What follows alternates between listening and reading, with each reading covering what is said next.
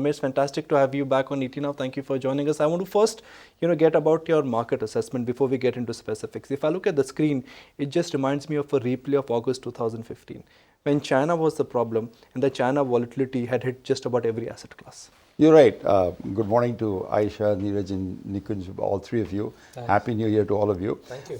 It hasn't started well. Hasn't started well at all. The most the Dow has fallen in the first week of January is, I think, in 2016. So, is it a replay of 2015? Probably is. But remember, after that, the markets rallied. After that sharp fall, it rallied. Now, let's just take the three components that everyone is talking about: India, US, and China, and let's try and put some thoughts together on that. Let's take the US, the biggest, the mother market for everybody. Even as I speak to you, the yield on the S&P 500 is, I think, 2.4%, and the T-bill yield is 2.1%. That'll put a floor. I mean, you can't have an index heavyweight like S&P 500, the index itself, yielding more than the T-bill, and expect the market to go down sharply. Yes, it's going through some volatility. Let's talk about China. Please note my Chinese tie. I was just coming to that. Not supporting the bear, but supporting I bought this in China. So, yeah. So, China, I think the bigger problem is, I think that they don't understand markets. So there's a lot of ham-fisted regulations that come through China. This circuit breakers, which they have scrapped, was a really poor idea. Yeah. The Chinese market is inherently more volatile than 5%. So put a 5% circuit breaker is almost forcing people to run to the exits out there. China is transiting, from what I understand, from a build and spend economy to a consumer spending and a services economy. That period of transition is painful. I don't think China is a bubble. I don't think it's going down, it's going to collapse. I think they're reorienting the economy. So we'll just have to be a bit more patient about it, give them some latitude to do it. I think the policymakers in Beijing probably need to learn more about free markets. They want to move from a command and control economy to a decentralized consumer-led economy, and that will involve a lot of troubles along the way. Let's come to India specifically. I think Uday Kotak put it best. I think in an interview he had given to your sister paper, he said that for the first time in India, real GDP is greater than nominal GDP. Real interest rates are positive in India, which of course means that people don't want physical assets like gold and real estate, but they're moving into financial assets. So how do you explain that? You get $1 billion a month flowing into Indian mutual funds. That is the extraordinary divergence we are seeing between the large caps and the small caps, because people are investing in what they know. The small company around the corner, the local companies. And I think that will continue. I see no reason for local liquidity to come down. With the fact that I think interest rates will come down in India, that is a good booster for stocks. But the entire, sort of matchmaking of China, what's happening in US and India as well, the fact of the matter is that we're also going to be hit by the storm, which we already are. How much pain do you see? Does it even make sense to try and figure out where the bottom is, how much more the market is going to go down from here? Aisha, I've never been able to do that. It's a tough job to figure out what the bottoms are. In fact, you try to cherry pick businesses, which is what we tend to do for the last 30 years. For the first time, the market is rewarding that style.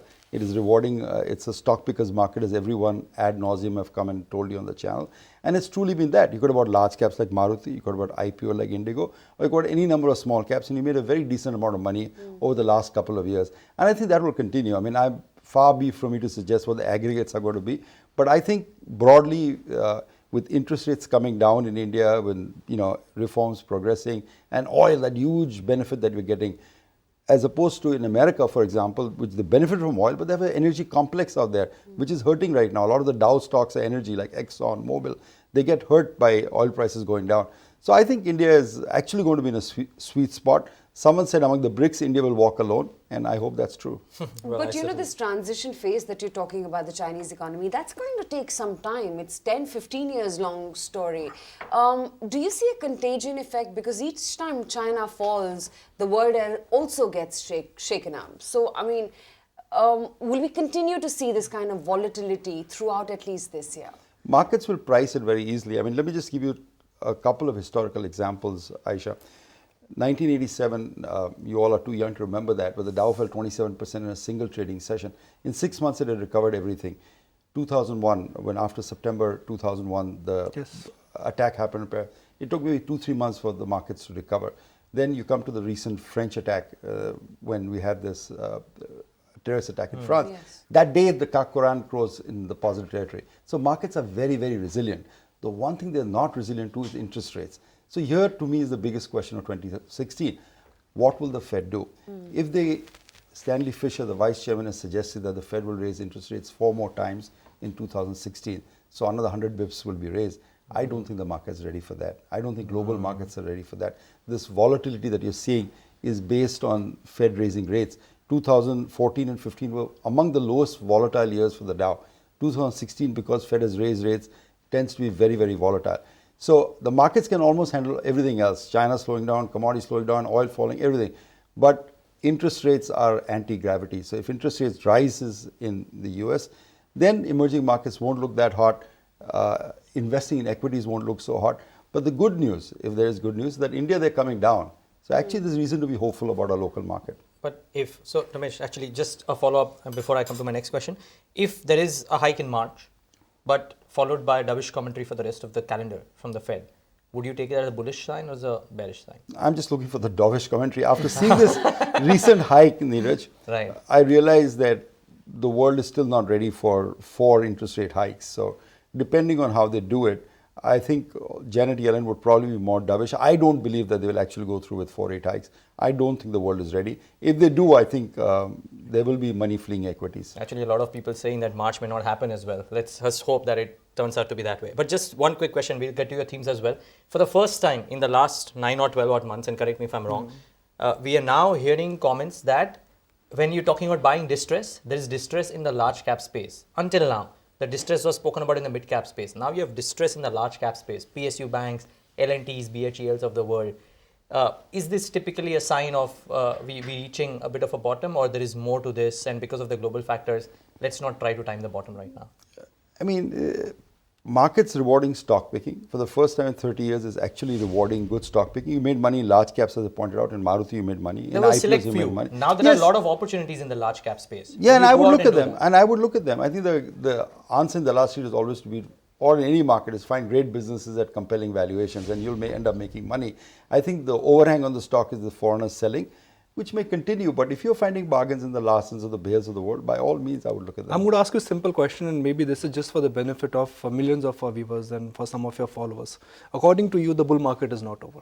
There is no sign at all, in my opinion, to express that the bull market is over. Bull markets always accompanied by a lot of frothiness, a lot of excessness. Interest rates are not coming down when bull markets are over. In fact, liquidity is being tightened out there. Outstanding positions will be huge. By almost any parameter that we judge whether the bull market has stopped up, I am not seeing that. So I'm pretty confident, and I want to invest. Even as I look at my own personal portfolio, I want to buy more companies. I'm not willing to sell my companies, except maybe rotate in and out a little bit out there. So on the margin, I think cash levels are, wanting to go into the market, not out of the market. Okay, so, a very basic regime, what will change, Ramesh, in next, or already has changed, is that commodity prices have come down, interest rates will come down. What we've reported in the last 5 years is the reverse. Commodity prices went up and interest rates, they went up. So the regime has changed, the cycle has changed. Absolutely, absolutely. And the margins have shown an improvement. Volume growth hasn't come through yet in India. That's waiting, pending GST bill, budgets, bankruptcy laws, all the economic reforms that we are promised over the next few years. But you'll see, I think even in this quarter, that margins will actually start improving. Not top line, but margins will. So since this is a time of sort of great prices, what's the big ticket idea? What do you think is going to make money from now to, say, the next 5 years? Well, we keep going through this kind of thing, and I still remain bullish, say, for example, on the media space, which I said, and some of the stocks have done well. I think they'll continue to do well. I think aviation will do very well with oil prices going down and India, being such a great aviation country in terms of numbers to go up. And they're starting a la carte pricing, baggage pay, food pay, extra seat pay. I think the industry is consolidated and becoming hugely profitable. So aviation will do well. But I think one sector that I've been looking at increasingly is what the Prime Minister has been focusing on, is this financial inclusion sector. How do you bring the unbanked, the poor into the banking center? And how do you merge the technologies that are emerging now in India to make this a viable business and other opportunities around that business? So we call them that the 2 key drivers of this, Aisha, will be first the Aadhaar card. Now almost 90% of Indians have an Aadhaar card. We are at a tipping point. It's going to be huge. And the smartphone. I think penetration of smartphones in the next 3 years will be close to what Aadhaar is. Now you marry the two in terms of technology. Use Aadhaar for identification and smartphone for transferring, whether it's money, whether it's data, whether it's identification. It'll be great. To give you an example, with the Aadhaar card, instead of going through this rigorous check-in we go through in airports, show it at the door, show it at the counter, show it in n number of places, you just give a thumbprint and it will immediately tell if you're Aisha Faridi traveling to Delhi and will let you through. So it will become very seamless experience. With Aisha, that is not a problem. People recognize her. Absolutely true. I'm sorry about that. One cannot be me. Yes, so we were saying. The perils of being famous, So it'll become seamless process. But the trouble is a lot of people in India are underbanked and they don't have access to bank accounts. So the Prime Minister started the Jan Dhan Yojana, and that can only work on a platform of technology. If you take 1,200 rupees to start a KYC, it's going to be a non-starter because that's a loss right away for the bank. But once you marry technology of Aadhaar and smartphones together, and there are a lot of companies doing that. It's a wide open competitive space. And just for the record, in case I mention any stocks, I'm not recommending anything. Oh, yes. I'm just doing it in terms of understanding the sector. So I think there'll be a lot of opportunities. There are two ways you can play these sectors. It's called second level thinking. And before I came on the air, Neeraj was asking me what my favorite saying in the markets was. And I said, if it's obvious, it's obviously wrong. Because, Wall Street or the last street really works on the obvious. I mean, the news gets discounted very often. So you want to look at second level thinking in terms of doing this. So if there's a mining boom, you can either buy the companies, the shares of the companies doing the mining stocks, or the ones supplying to the miners. In e-commerce, you can buy the Flipkarts or Amazons, which are hard to buy, or you can buy the media, the logistics, the packaging company. So I think the same thing will happen in this financial inclusion space. You have to look for people building software, having a deep understanding of the domains they're operating in, and people who are able to manage large data sets. 100 crore data set if India's Aadhaar is a huge data set to be able to manage. People who can analyze a lot of the data that's on a cloud. I think they will be potential winners there. But the problem lies with what you yourself said, the competition. Because we're a country that large, there will be so many players jumping into platforms like this. No, actually I have a follow-up to that as well, and we have nuclear software waiting. But because this technology has made the world a flat place, Ramesh, and because these companies are not going to be able to use the data, just the expertise, why wouldn't players who want to use companies who have done this kind of work wouldn't opt for an international player who's probably done much better work connecting a lot of other complex infrastructure? There are not that many companies that have maintained a database of 100 crore people as Aadhaar database. Okay, the number of people is important. There are not many companies who can analyze that kind of data set. The latency time of an Aadhaar check is what I believe is under 2 seconds, which is phenomenal out there. That's a huge skill set to have. All right. Now you marry that with, for example, financial inclusion, that I can give you a debit card, I can transact you, I can get your LPG benefits directly to you, in a seamless manner. So you don't really need the cash. Transferring cash itself is very costly, 20,000 crores a year. It costs to take cash from RBI to various places. So you can probably get into that pie. Yeah. And, this is an emerging sector. We'll see who will win. I mean, right now, the player is wide open. Whether it's Paytm or, some other company, we don't know. But I think there are opportunities there, and we should start looking at those. Are you making a case for disruption in the financial services then? Let me put it this way. I mean, you're making a case that the traditional way in which we've banked, that will change. Almost certainly. I mean, let me give you an example. I think, Nikunj, you all are fairly young, but in the 70s, there was a very famous group called ABBA, which, yes. You've heard a song. You've not even heard of it, right? Okay. And they had a very... My mother had the tapes that have inherited a collection. So. I date myself, but leave that aside. They had a very famous song at that time called Money, Money, Money. All right. And now if you go to Stockholm, they're a Swedish group. You go to Stockholm and go to the museum that they run. They don't accept money. You have to pay through your phone or pay through a credit card. I thought you were saying ABBA. I was like, of course I've heard of ABBA. ABBA music, yes. So, it's completely seamless. The cutting ground for all these technologies happens to be Sweden. The banks have taken out ATMs by the, thousands in Sweden. So, it's, it's going to be a revolution that's, going to take place in the next 5-10 years. Yeah. And I think India is well suited, like we leapt from analog telephones to digital telephones. I think we are going to go from a non-bank society to a well-banked society thanks to these two innovations. Classic investors always say, don't go for companies which are disruptive, don't go for companies which change, focus on companies which may not change. That's come from Buffett, that's come from Lynch. And I remember, reading somewhere, even Bezos has said that, we're focusing on what will not change. Right. You're advising, or you're focusing on an area which is going to change. Yeah, that's a good point. I'm thinking myself now, what am I doing here? We applaud innovation, we applaud research, but you invest in shorter returns. Exactly. But these companies are still so cheap. I mean, they're Nucleus, for example, I'm not recommending it. For example, has a services business that spins along, so you're getting the tag along rights for free. So all these companies, the problem with say the e-commerce companies, when you looked at them, they're so expensive and they're loss making, so you couldn't find value there. But you found value in the the media, logistics, packaging space. Same way, you're not finding, you're not being able to pay directly through, the big banks or anything.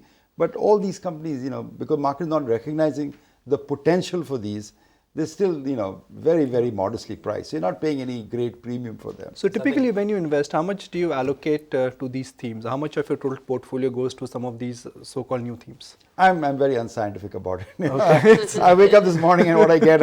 And I wish I had a formula. I mean, often people ask me to put 5% of money there, 10% of money there. Sometimes which side of the bed I wake up on. It's like the great gold rush, right? And you didn't buy the mining companies, but you probably bought Levi's or some of the other companies. That's a classic example which I give everyone. So Levi's jeans has family. But the anchor stocks, which we've discussed, or the anchor themes of your portfolio, are they still dominated by consumer names? Consumer names, technology names, construction companies. I mean, they've been a great place to be in. I think they've been, as I've said before, that, people I won't win any points on the last street, but I'm happy if 2016 is more like 2015.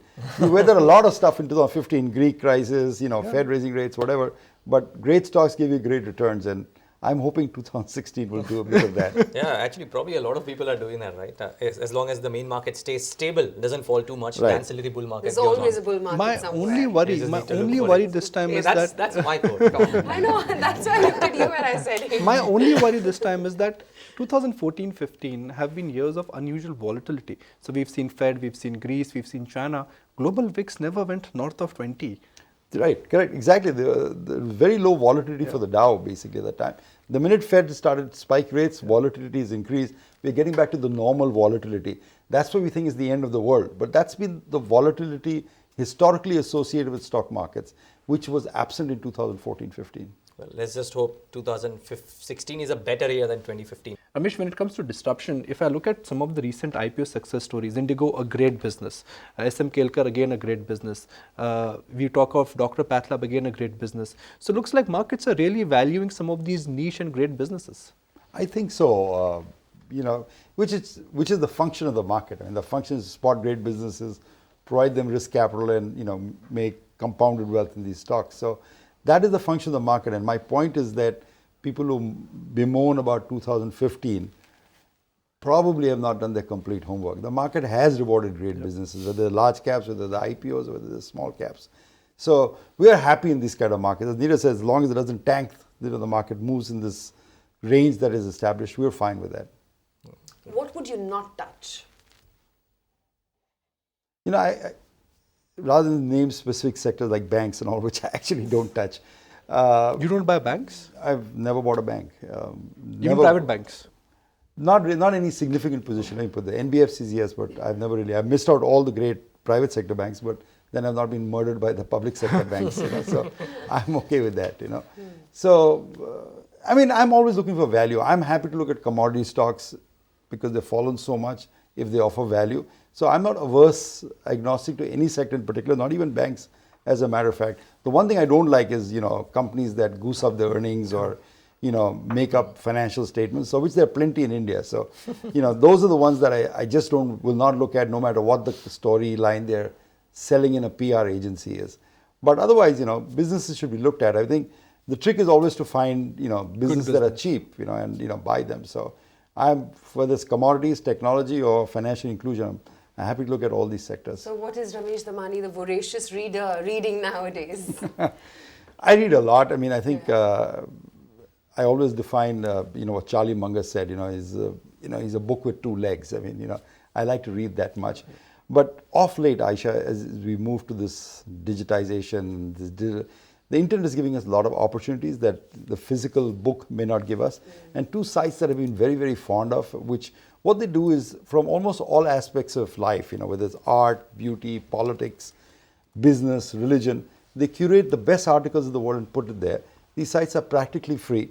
And the two sites that I would recommend readers to go, because remember, the stock market requires a multidisciplinary approach. It requires you to understand various things, from psychology to fundamentals to finance, whatever.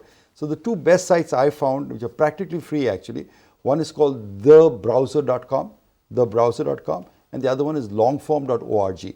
The editors there do a great job. They curate articles from thousands of periodicals, articles, newspapers, and put it there for you to read. So you can either go to the section that you want to read or just read. I generally like to read, so I would just go through and read almost all the offerings. Almost 5 or 10 new articles appear every day. So it's almost an endless source of good reading material. Wow. You pay just $5 a year for the browser. Something, It's actually very nice. Last time I think you. I wish I could do a this VC one. investment in that. It's actually cheap. What I wish for New Year, though, I must tell you, I want a circuit breaker for myself. If I can change everything and move on if I do something wrong, wouldn't that be good, like the Chinese stock market? Well, that's interesting. So any baking recipe of yours on long form? No, not yet. No, that is, E.T. flattered me by putting that on, but I'm just an amateur out there. Yeah, do you know? No, I don't know That this. he's excellent at baking? No. That's a passion? I try. Neeraj's That's next enough. question. No, Ask Neeraj's them when was the last time they went to the No, kitchen? I'm Neeraj's saying- next question would be, is it eggless? No. My next question is, when are you coming next to the studio? I'll send you a reminder the previous night to bake something and get into the studio. And I have no issues with egg or eggless. Good point. We'll do that. That'll be fun. Yeah, that could be But if you have to summarize our today's lovely interaction, you are of the view that good news and good prices don't come together. This is time to buy. Don't run. This is still time to hold on to stocks. I think the time to have really bought was a few years ago. But let me put it this way, that I still think there are good opportunities among the mid-cap stocks as I speak to you today, among the large-cap stocks. I don't think this market is going to, get into a bearish phase right now. If you're in a bullish phase, you want to keep investing. And I'm almost 95% invested, so I don't have a lot of cash to move around. But someone new to the market saying, oh, I'm so scared of China or yuan. Let me tell you honestly, I think the Panwal and Dalal Street is talking about yuan depreciation. That's how So ridiculous it's it's gone. It's crazy. I mean, this is a great growth story in India. There will be pain. They differentiate between risk and volatility. What you're seeing is volatility, That's not risk. I think you'll be fine over the next few But years. the margin of They are safety in reporting- small cap stocks, is that with us? The margin of safety in small and mid cap stocks. I is think that so. with us? They're in large caps too. I think that you just go pick, Yeah. you need to do a little bit of homework. I mean, it's not a market where there's easy money or you make money in any old thing. It doesn't seem like that kind of go-go bull market that we've had previously. It seems like a market that will reward, people with sharp eyes. Yeah, at times I wonder, how do people leave a valuation of 22 times for the small cap space, because there are so many small caps which are probably trading at 6, 7, 8 times as well and great ROCE, ROEs, so probably works wonderfully. Okay, so the big theme is of course this whole digitization theme. You That like I'm the looking at. derivation of the discussion that we had with the guests as well? Absolutely. I think there'll be lots of opportunities there. I think there are a lot of companies, Square in America, Apple Wallet, all of them are disrupting this area. So we'll have to look at what works. I think there's no way who's going to be clear. But I know as a theme that will probably work over the next few years. Be very nimble maybe when it comes to this. Disruption is the name of the game. Great, Ramesh Damani, thank you so much for joining in today. Really good of you to join us on the big picture. Find us on Facebook at facebook.com/ETNow and don't forget to click the like button. You can also follow us on Twitter at ETNowLive. To stay updated with all our programming, hit the subscribe button on our YouTube channel by logging on to youtube.com/user/ETNow.